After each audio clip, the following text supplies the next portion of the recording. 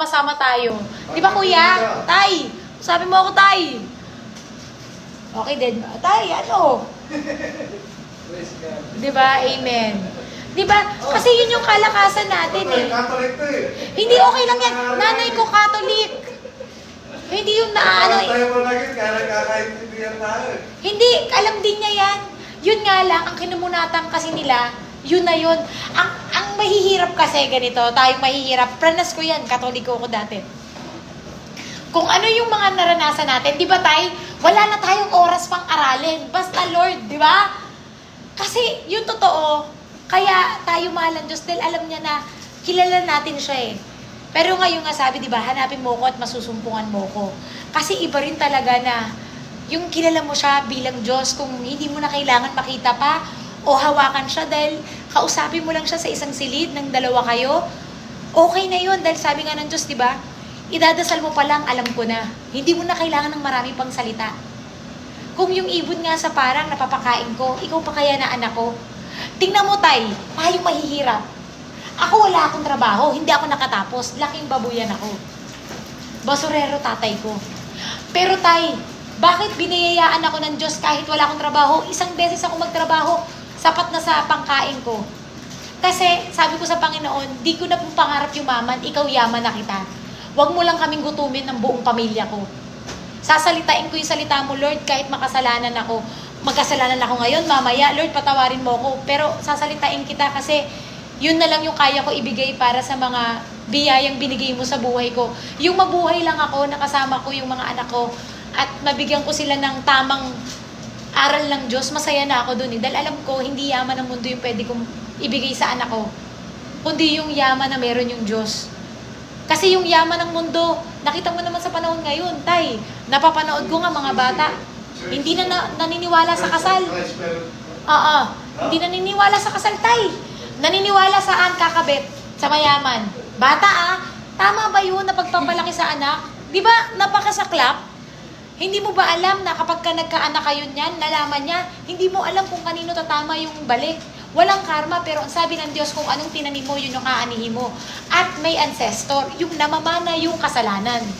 At doon ako takot. Hindi ako perfect, pero lagi kong sinasabi, Lord, layo mo ako sa kasalanan na pwedeng akuin ng mga anak ko o apo ko. Kasi kung totoong mahal natin yung mga pamilya natin, gawin natin yung kaloob ng Diyos dahil alam mo kung ano nangyari kay David. Pinakamahabang isinulat sa taaklat, yung awit. Nung nangalon niya siya kay Bathsheba, ang ganda, di ba tay? Pag nakakita tayo ng mga porcelana tay, talagang pak, ganun, di ba? Kasi tao tayo eh. Pero yung aral ng Biblia tungkol kay David, hari yun gwapo, matapino. Pinadala niya yung asawa ni Bathsheba sa isang gera. Sigurado mamamatay. Namatay, kinuha niya, inasawa niya. Nagkaanak, dead ba siya? Nung nalaman, pinarating sa kanya ng Panginoon na nagkakasala siya, hindi siya kumain, nagpatarim pa siya. Humingi siya ng tawad. Anong sabi ng Panginoon sa kanya? Sa ika-7 araw, mamamatay yung anak na lalaki. 7 araw, namatay. Doon mo masasabi na tao ka, kahit hari ka, may Diyos na mas makapangyarihan sa'yo. Hindi masama ang Diyos, pinaalala lang niya yung tama at mali yung ginawa mo. Pinatawad siya ng Diyos. Alam mo tayo, yun, sakto. Ang yabang nila. Dinustay nila ang pangalan ng Diyos. Ano sabi nila? Mas maraming like ang mga Hollywood. Mas maraming heart at followers ang yung mga nagbablog-blog. Pero si Lord, 0 followers. Hanggang ngayon, tay, kagabi. Sunog uli. Kagabi ulit, tay. Kuya, kagabi uli. Meron ulit fire. Bakit? Alam ng Diyos, humihingi kayo ng tawad, pero paulit-ulit kayo sa kasalanan. Nagsasalita kayo, pero inuulit-ulit nyo yung pagkakamali. Kaya sabi nga, hindi ko pwede kalabanan. Wala. Pag kaya ka pa kayaman, pag pinarabaho ko na ito. ay iba. Tsaka hindi po, kahit hindi mayaman, kahit kabisado mo pa ang salita ng Diyos. Kahit na yung lahat eh. Kasi walang hihigit sa Panginoon, Diyos yun eh. At ang Diyos mapag-ibig, mapagpatawad, makapangyarihan sa lahat. Tingnan mo tayo, pag nasusunugan tayo, datang-dala ako yung Katoliko nanay ko hawak niya yun. Laging bahay namin hindi nasusunog, lahat sunog. Bakit yung pananampalataya mo sa Diyos kung pure? Pero kung alam ng Diyos kung niloloko mo lang siya o hindi, o gagawa ka ulit ng, dodoble mo pa yung kasalanan sinori mo. Pero meron isang ginagawa ng Diyos, iba. Diba? Yun na lang. Ibig sabihin, diba, sir, yung ibig sabihin nun, sir, diba sa dami na sunog, isa lang, ibig sabihin nun, merong maliligtas. Bumalik lang kayo sa akin. Nakakilabot, diba? Kausap ko yung gagawa. Mga ano to, ang tawag sa inyo, kuya? Kasi nag-live ako eh. Maraming, anong tawag sa inyo, kuya, gumagawa ng ba? Mga installer. Mga storel kontra sisend ko sa inyo kasi po sira-sira yung tumutulong na po yung bahay ko at papagawa ko sila po papagawa ko. Kailangan na bibigyan daw nila ako malaking discount. Binibigay ko si Lord para maawa sila sa akin talaga na kasi po kung alam niyo lang ang dilim na ng bahay ko, ang dami pong punting ilaw lahat. Kumakapit na lang ako kay Lord. And nakakatuwa na sila kuya iba-iba man ng relihiyon pag kay Lord nagbubuklod. Sabi nga ng Diyos, di ba? Higit sa dalawa, sa gitna nyo si Jesus. So, ang dami natin kasi meron tayong magti 300 viewers. So, ilan yung gustong nakikinig sa salita ng Diyos? Kailangan mo lang din, tingin mo ba kuya kung hindi ganun yung itsura nung nasa taas ko, ipapagawa ko yon? Nakita mo ba? Sayang yung space, di ba? Pero ang gagawin ko kuya, ibebenta ko yung kama doon para pambayad ko sa inyo. Bago yun ipapalabas ko dito. May kama po akong binibenta. Nasa 30-40,000 yun. May kama. Sobrang bago, hindi ko ginamit. Kung nakikita nyo ako, hindi ko, 40,000, 30 na lang, hindi ko ginamit. Sige, 25 na lang, para lang pandagdag ko dun sa pangpagawa ko. Ibibenta ko po yung kama. Sige, nabili nyo na Madam Sir, para nyo ng awa, ha? Sige na po, ha? Natatawa sila kuya. Kasi sabi ko kala kuya, di ba totoo, kung marunong ka lang kuya, alam ko naman naghahanap buhay din kayo. Hindi ako tatawad. Ako nga pumunta ako ni Visoria eh. Ano sasabihin sa akin? Ma'am, artista kayo. Ba't tumatawad pa kayo? Kasi pag tingin artista, mayaman eh.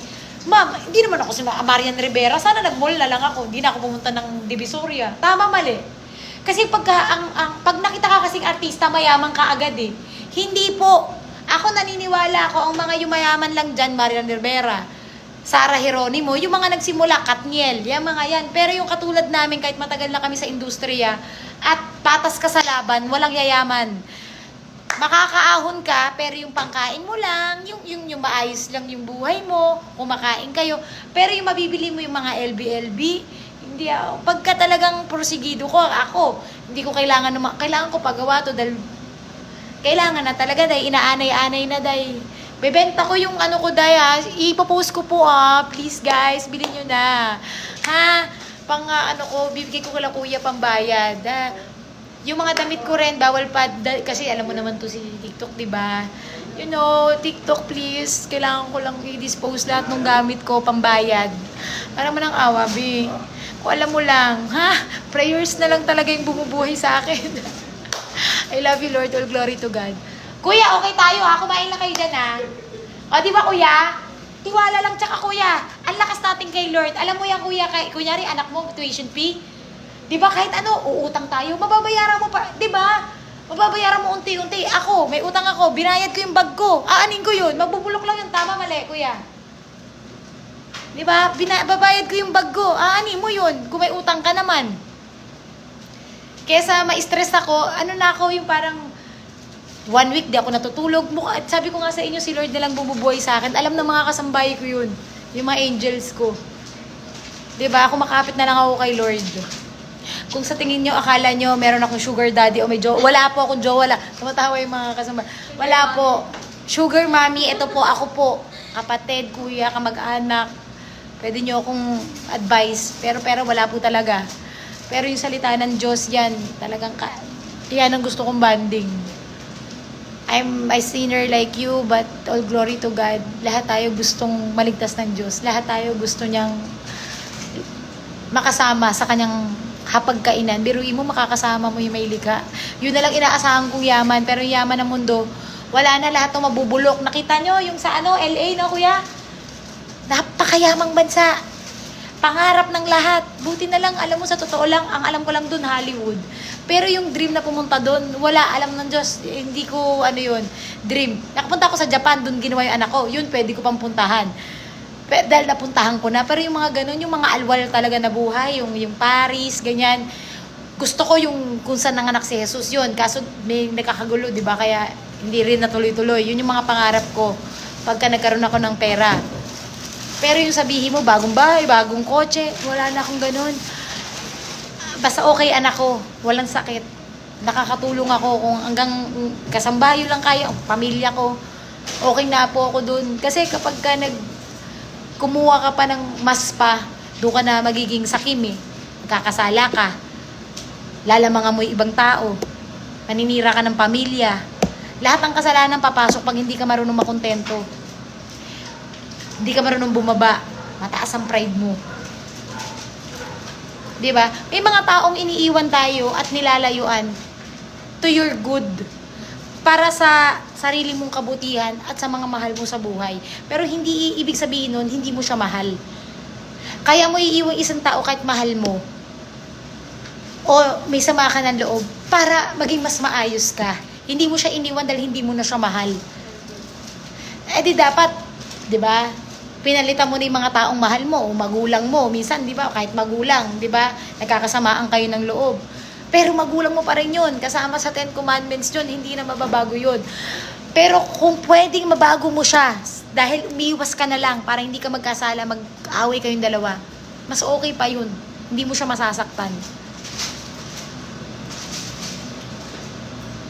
Nanay ko, binilak ko. Totoo. Yung sustento yun Hindi ko naman pababayaan eh. Pero kung babastusin ko siya dahil hindi nga kami magkapareho ng pananaw sa buhay, alam niyo naman po ang magulang ay magulang. Sila ang tama. Eh, hindi ko naman pwedeng anuhan ng nanay ko, magkaiba nga kami ng pananaw sa buhay. Siyempre, laki ng squatter yung buhay namin eh. Laki kami mahirap eh. Ang nanay ko, hindi ko kinahihiya, squatter talaga kami. Bibig squatter. Pero ilalabang kami ng patay ng nanay ko. At mahal ko nanay ko. Yun nga lang, kailangan mo talagang ilayo na lang yung sarili mo para hindi na kayo magkasakitan ng loob.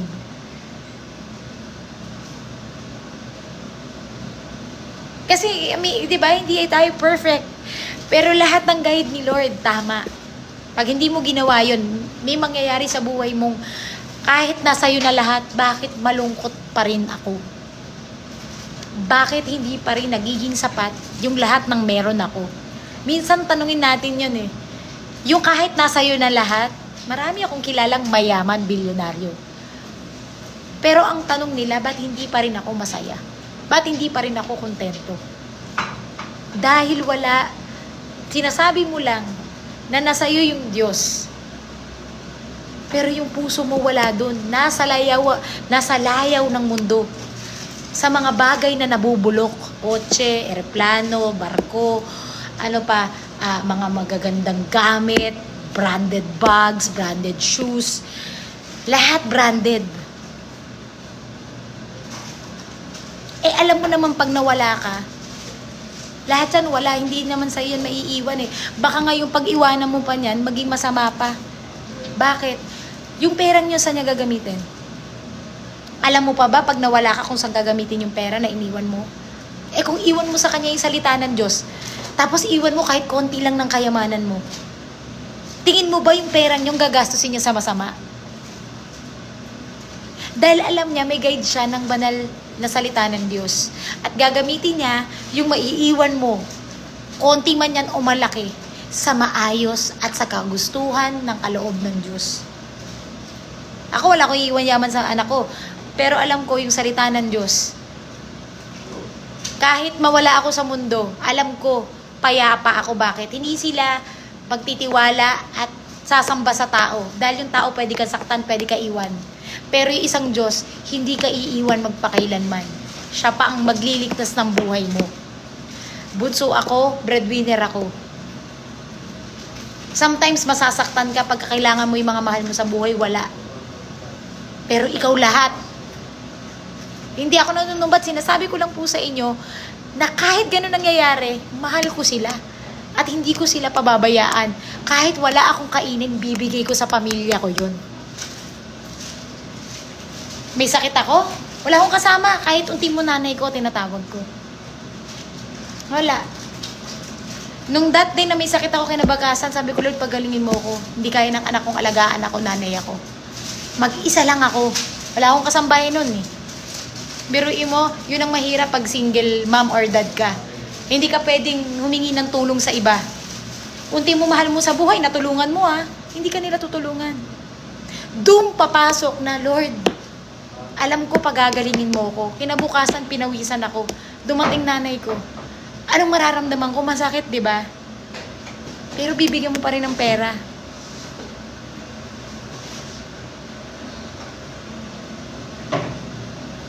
Kasi iisipin mo, kawawa naman, matanda na. Wala na akong tatay. Nanay mo yun. Kung mga kapatid ko nga, pamangkin ko, tinutulungan ko din. Nanay mo pa. Yun nga lang, kapag hindi na healthy, you need to, yung space. Kailangan maging maayos muna ako. Siguro yung temper ko, maayos ko muna. Kay Lord muna ako pumokus. Para maayos ko muna, ang dami ko rin pinagdadaanan. Hindi, tao ako. Hindi ako, kaya ako nananampalataya sa Panginoon at kumakapit. Dahil pareho mo ko, ang dami kong problema. Nagpapasalamat na lang ako sa Diyos. Nakikita niyo ako, parang hindi ka tumatanda. Ang bata mo pa. Siguro meron kang sugar daddy. Tama yung mga hinala, no? Mga hinala ng tao, di ba? Baka may boyfriend ka na. Day, wala po. Ang dami kong problema sa buhay. Pero all glory to God. Hindi niya ako pinababayaan. Nakahiga ako sa kama. Binigay ko lahat ng bag ko dun sa, may kulang pa ako eh. Wala akong perang cash. Wala akong work na regular. Na-anxiety na ako. Lord, ang bigat. Kunin mo lahat to. Hindi ako pwedeng magkasakit, may anak ako. Hindi ako pwedeng mawala. Marami akong tinutulungan. Hindi sarili ko iniisip ko ha, pero alam ko hindi ako natutulog. Wala akong bisyo. Lord, buhayin mo ko. Hindi ako makatulog. Ang daming pumapasok sa utak ko na hindi tama. Alisin mo po to. Ganun lang ako. Kailangan kita, hindi ko kailangan ng ibang tao. Kasi alam ko na eh. Gusto kong huminga, gusto kong yakapin mo ko. Ganun na lang ako kanina. Kaninang umaga lang to ha. May tumawag sa akin. Puno yung summer kong trabaho. All glory to God. Hindi tayo pababayaan ng Diyos. Pinoproblema mo yung work mo. Sa summer, puno ka. Kasi walang matitira sa akin, ibibigay ko nga yung bag ko. Kasi kung mabibenta ko yung magiging pera, pero ibibigay ko para wala na akong isipin, makabawas man lang. So yung thank you yung summer. Panggastos namin ng mga anak ko. Sometimes hindi mo talaga pwedeng husgahan. Hindi, lagi, always. Hindi mo pwedeng husgahan yung tao sa panlabas. Dahil ang Diyos lang yung makakabasa ng puso ng bawat tao kung ano talaga yung laman nun. Yung mukha siyang OA kasi nakapapilit mata. Ito po yung trabaho ko, kailangan ko maging maayos. Pero mula ulot hanggang pa ako, all glory to God, sponsor libre. Unti mo sa mga anak ko. Yung blessing ni Lord, libre. Kaya salamat sa lahat ng mga mula bata pa ako, sponsor ko pa rin hanggang ngayon. Asia Slashes, Trisha Fide. Lahat po. Pati masahista, Day. Ganun si Lord. Minsan may bukol ako dito, minsan may bukol ako dito. Hindi ko po sinishare yun. Pero natatakot ako. Kasi alam kong pag nagkaroon ako nun, pwedeng, di ba, ang daming sakit sa stress eh. Dadasal ako, Lord, ano yung puto na ano lang po, mamamasahe. Bukol dito, talagang bukol, masakit. Tinitiis ko yun, nawawala, minamasahe lang ng masahista, yung mga manghihilot. Lord, Diyos ko, salamat po. Pero guide yun na magpahinga ka. Kasi nakikita nyo po, yung mga regular na nanonood po sa akin sa live, sinasabi sa akin, Ma'am, natutulog po ba kayo? Pero wala akong bisyo, nakikita nyo naman po, maayos po ako. Kasi masaya kung sinasalita ko yung Panginoon, 24 hours. Sa tuwing nagaganon ako, nagpapahinga ako. Sa tuwing nakikita niyo ako, hindi ako nagda-live, kailangan ko na magpahinga. Si Lord din nagsasabi, pahinga ka. Masahe ka. Pahilot mo lahat ng bukol mo dyan. Nawawala siya. Ganun kabuti ang Panginoon. Alam niya kasi hindi ako titigil eh. Hanggat wala akong nararamdaman. Kasi ang dami kong binubuhay eh. Hindi ko kailangan ng kahit sinong nilalang. Kailangan ko lang ang Panginoon. Lahat ng perang pumapasok sa akin, tinatrabaho ko malinis. Hindi ako perfect ah. Kapag may marumi dito, nagagalit ako. Hindi ako perfect. Pero magsasabi ako sa kanila, pasensya kayo ah. 3 araw na ako hindi natutulog. Tanungin yung kasambahay ko. Be, mini-message ko kayo? Ano sabi ko? Nagpapasensya po si mom. Kasi dala lang din ng pagod. Tapos mga iniisip. Di ba? Pwede kang bumaba. Kung si Jesus nga bumaba sa mga apostol niya para ikaw din magpakumbaba. Di ba pinunasan niya yung paa ng kanyang mga apostol kasi nagtatalo-talo rin? Kasi baka akala nila nagagalit ako dahil masama ugali ko or dinadamay ko sila. Pero sabi ko, ayoko i-share kung ano yung nasa loob ko. Kasi alam ko rin may problema sila at hindi na nila ako problema. Dapat nga ako pa yung nag-guide sa kanila sa tama. At yun din yung pinapaabot ko sa kanila. Pag sinasabi ko sa inyo yung mga ganitong nakikita ko, dadalhin nyo yan kahit sinong maging amo nyo. Kasi alam ko lahat kayo dadaan lang sa akin. Kailangan ko lang ibigay si Lord sa inyo. Magkaka-boyfriend kayo, magkakapamilya kayo, at hindi ko yun hawak. Pero mabigay ko man lang yung salita ng Diyos, binigyan ko sila ng Bible, okay na ako dun. Sabi ko, pagpasensya nyo ako, hindi pa ako na... Kuya, okay na? Thank you, kuya. Papakita ko kayo. Ito yung mga sila, kuya. Bibigyan na nila akong discount. Oh, si kuya parang lumalayo na.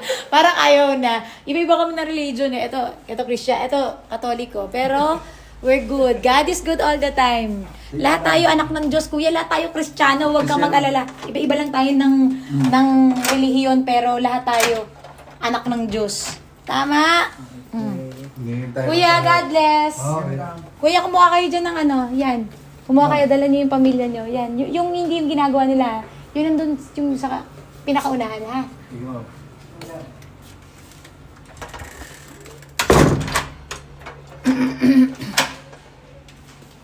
Ako po, nag-church po ako sa CCF. Yan. Sungkot pa talaga ng puson ko, parang magkakaroon na ako. Ang sakit talaga. Hindi ko na kaya. Pwede ba ako mainit tsaka yung maligamgam lang.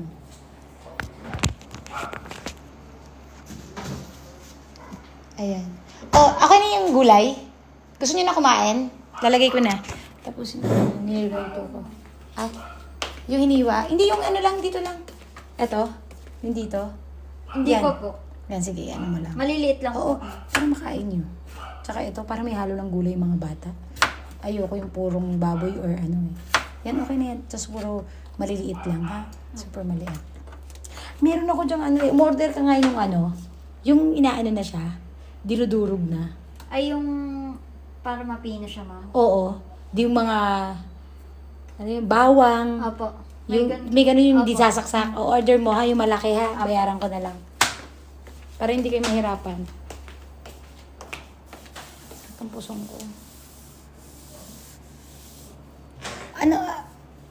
Sabihin mo sabihin mo nga yung hindi gawa, be. Kay tawagin mo nga yun si bebe. Sabihin mo yung hindi gawa yung kuhanin nila. Yung ginawa nyo. Wag yung soap ka mo ha. Yung be? Saka yung wag yung, scrub chan. Yung wag punta ka din. Uy, ay, text mo na lang. Ito po. Diba? Ako na nga matutuloy. Ikaw na nga, be. Ikaw na lang, para mabilis. Tingnan mo na lang. Ako na to.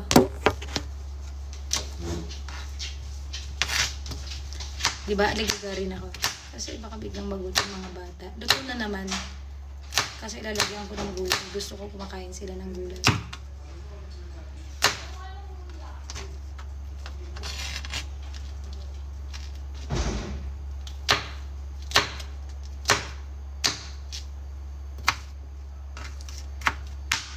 Carrots lang naman to, tsaka pipino. Yung mga ano ko kasi, kailangan durog yung gulay para kainin. Ang saya. Saya ko. Kanina lulungkot ako. Pag kasi Lord yung pinag-uusapan, tapos yung kausap mo, ano rin niya, yung may maalam din sa kanya, nakakatuwa. Si tatay nga, di ba, Katoliko? Nakikinig siya, nakikita ko. Katuwa lang. Kasi yung mga yung mga matatanda nating ano, pagka kinalakihan na nila yun, talagang hindi na sila ano yun eh, kinamulatan na kasi yun eh. Alam mo naman tayong mahihirap dahil kailangan nating, ang isip natin kumayod para sa pamilya, hindi pa para, di ba, basta nagdadasal ka, ganyan.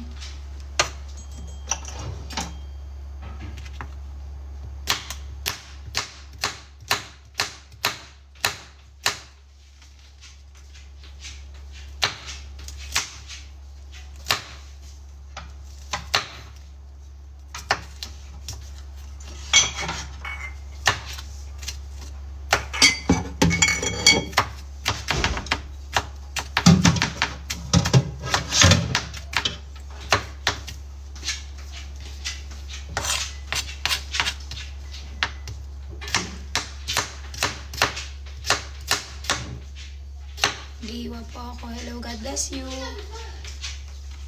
God bless, honey. Hi. Hindi ako nahilo. Ayan, paki-follow nyo naman ako sa ano ko, Facebook ko. Kasi yung Facebook ko, be, pagka na-monetize ako doon, magkakaroon ako ng bayad doon. Di pambayad ko rin ng kuryente yun. Paki-follow nyo naman ako sa Facebook page ko, Sugar Mercado po. Sige na, palambing naman. Yung page ko po sa Facebook, Sugar Mercado. Kasi po dati, ang dami kong followers doon, na higit kalahating milyon. Kinuha na ano po ako, yun, hack ba yun? May sahod na ako doon. Pambayad ko ng kuryente, nawala po. Nagsisimula po ako sa zero. Nahack po ako dati. Kakagawa ko lang po, wala pa po eh. Kailangan ma-monetize po eh, na may bayad eh. Share ng blessing. God bless you po. Pa-follow naman ako sa Facebook. Sugar Mercado 7 po sa Facebook. Yung 7 po, yung mga nagtatanong, si Lord yun, number niya po is 7. Lahat po ng account ko may 7. Kahit po itong TikTok ko may number 7. Perfect 7 ang tawag ko dyan. Kasi number ni Lord yun. Wala nang higit pa kay Lord. May isang masama, di ba? Yung mas mababa doon.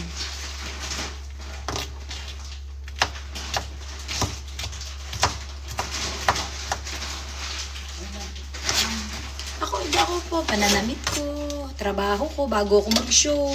Di ba sabi nga eh, nagba-Bible ka tapos nagwa-water ka, nagsasayaw ka ng ganun.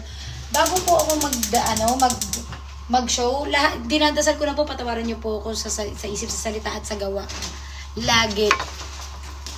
Lagi po. Kasi alam kong pwede akong magsalita dahil tao po ako nang hindi okay. At ginagabayan, salamat naman sa Diyos, at ginagabayan ako. Ito yung hanap buhay ko. Hindi po porket yun ang hanap buhay ko, eh, maharot na po ako, oh. Alam niyo yun, kaya nga don't judge the book by its covering the book, okay?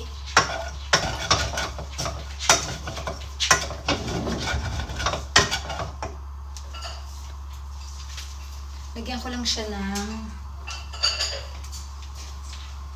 olive oil. Para lang. Isa yung olive oil. Ito na. Ito yung nilagay na pala muna ako. Olive oil ito. Ayan. Ito yung pinalagyan ko.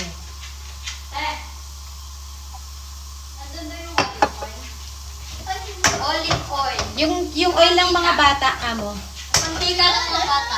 Ayan daw po, ma'am. Ito na, ito. Yan. Ayan. Ano yan? Hindi. Yan. Okay. Very good. Very good. Sige. Uwing-uwi na siya, be. Isip mo.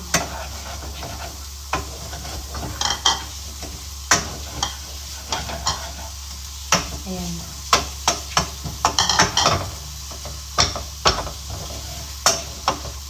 Yung bawang. Nagpaano ba ako sa'yo ng And kung... bawang?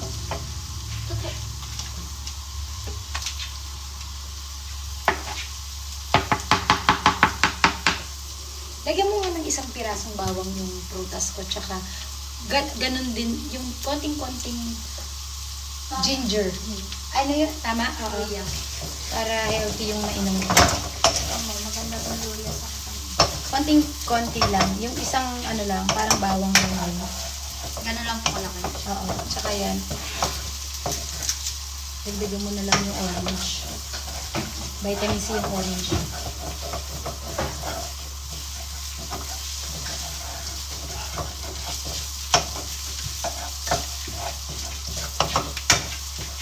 Very special to ah. Aray.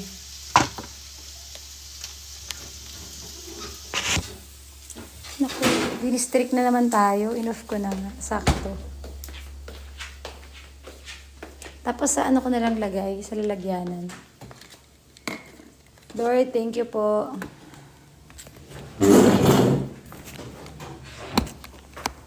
Dig na lang tayo ulit mamaya. Ayusin ko lang yung dito kakain yung mga anak ko eh. Love you guys. God bless you. Please follow me on Facebook guys. Sugar Mercado 7. Sugar Mercado 7. And I love you, people of the world. Thank you po sa nagsishare, follow, like, and sana makapagbasa rin po kayo ng salita ng Diyos kapag ilang minuto lang naman yun, 'di ba? Pwede kayong mag-download kahit po sa cellphone nyo ng Bible. Para everyday, may binabasa po kayong verse. Meron po yung phone namin ng mga anak ko, iPad. Kahit po hindi namin dala yung Bible, na-check po yung everyday verse ng Bible.